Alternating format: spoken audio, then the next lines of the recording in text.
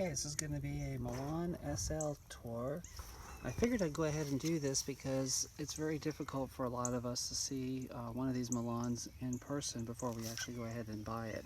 And this is the Milan SL made by Steve up in Canada. I'm going to go ahead and do a little bit of a walk around here so you can see it. And this one in particular has a really cool shot cord here, so you can go ahead and carry it from the rear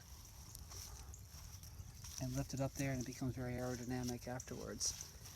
And I have a design shine light on here, and then a Fly F6 rear camera and light. And of course this has the hood on it with the NACA duct as well right here.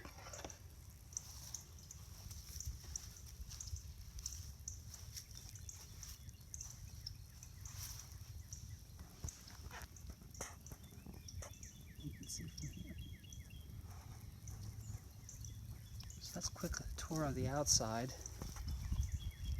And the nice thing about the Milan is you can ride it three different ways. One without this cover and without the hood, or one just with the cover and without the hood, or of course completely covered as it is now. Now Steve designed this hood here to be large enough to go ahead and wear a helmet underneath it, so it's actually a little bit wider. Let's take a look here, a little bit wider than the standard Milan SL hood, and that allows you to turn your head inside and use that. You can see the visor's on here. It has a little thumb tab on the inside right here to go ahead and adjust it up and down. Really good visibility actually. I did put a black patch here so that there wouldn't be as much reflection and glare going into the window as I ride. So let's take a look inside. It's the part that we don't get to see now. On the inside here, I actually am using a standard dash cam for my forward camera. So I have both a forward and a rear camera on there. And I also have a mount right here for my iPhone. That way I can see it. And here's the duct. It blows right on my face. It's really fantastic how much cooler that makes me feel. Now he also added a really cool little device right here that allows this to lock the hood down, or the hatch actually down against the shell here, but also you can put it in this position and it actually goes ahead and lifts it up about an inch, which when you're going uphill allows a nice blade of cool air to come in and hit you on the knees and blow across your body. That's a really cool feature. There's just a shot cord here for the hinge and a simple string here to go ahead and hold the hatch up. It is very sensitive to wind, so when you open up you have to be a little careful. And you can also see that there's strip molding here to keep it from vibrating and scratching the shell itself as we go around. So this also has the new rain gutter in here with an actual drain hole, and that drain hole goes through and drains back out here. So if any rain comes in, it just goes ahead and flows out without coming inside the shell. It's a very cool feature. And this is also, as I'm looking here, an entire reflective stripe along it, so it's got great nighttime visibility all in all. Let's take a look at the inside. It's got the standard tiller set up on here. You can see in this case I'm using the twist grips on here with the brake right here.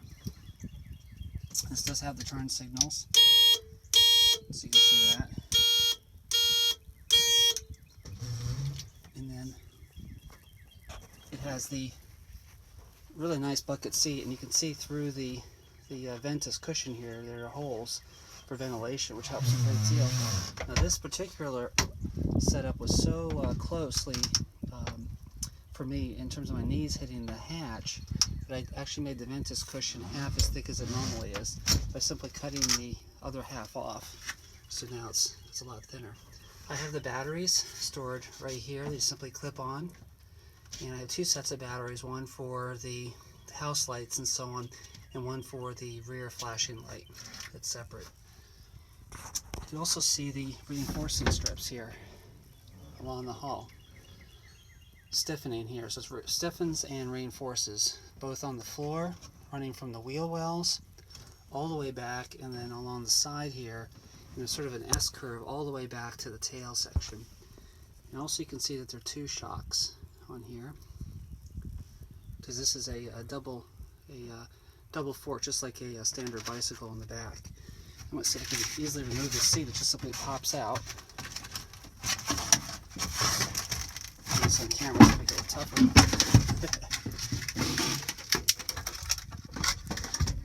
You can see it just lifts out like that.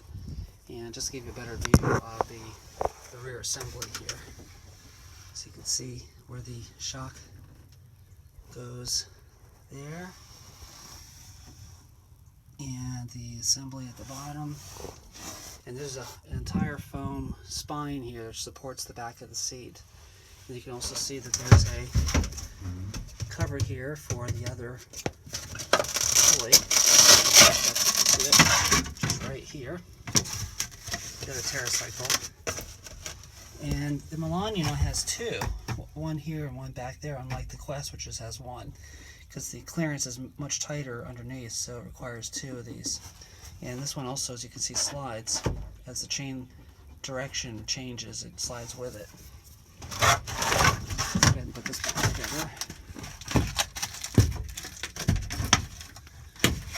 And this has a very simple mechanism here to line up and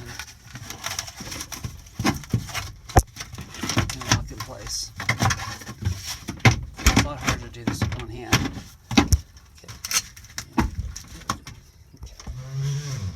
I put some Velcro here so that when you get in and out the tiller, you just simply lay up against there and locks it in place, which is really nice.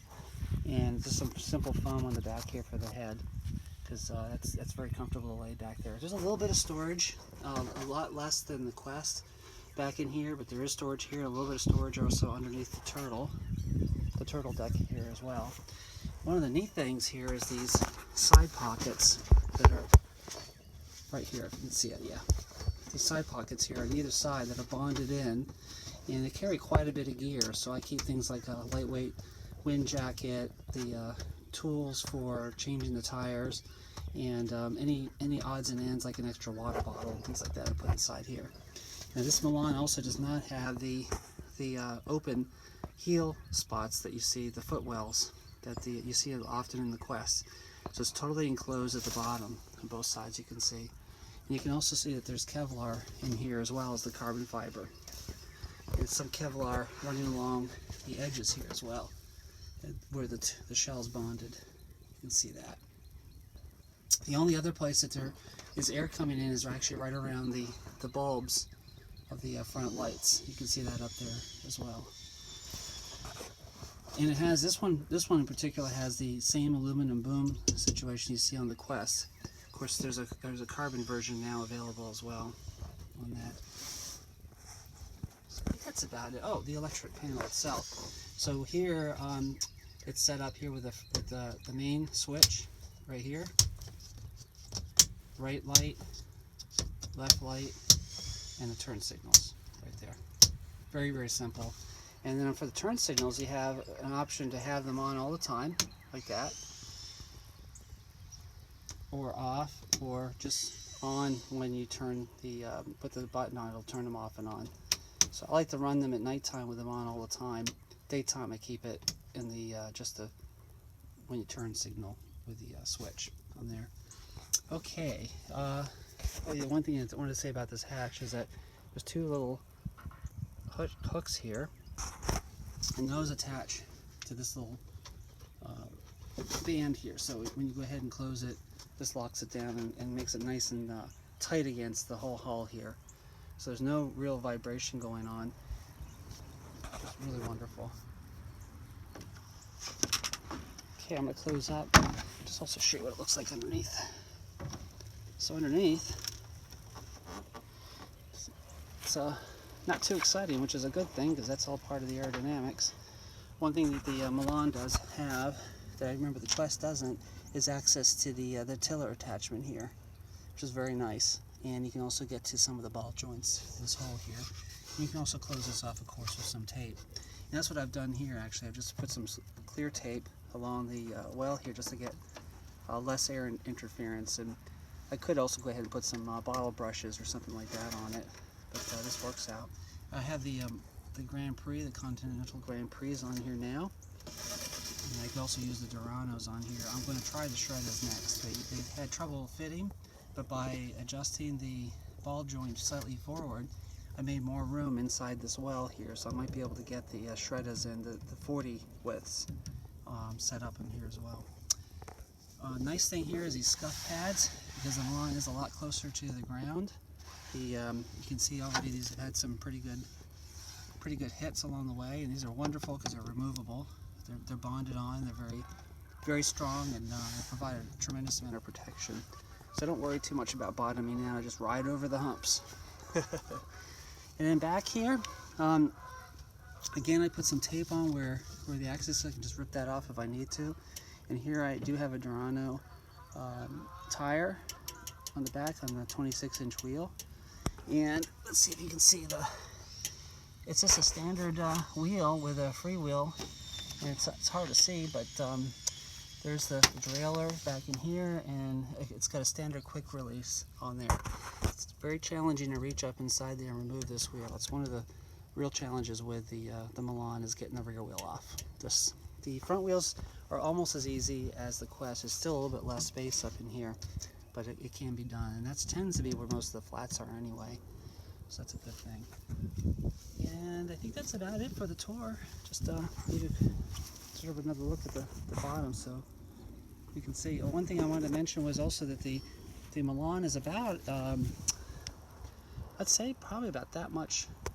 That's about where the Quest would be in terms of width. So it's about maybe 1.5 inches narrower, which I've noticed right away when I go in and out of the sliding glass doors. The Quest barely fit, and the Milan goes through very easily. So that's kind of a nice thing. Thanks very much. Hope you enjoyed it.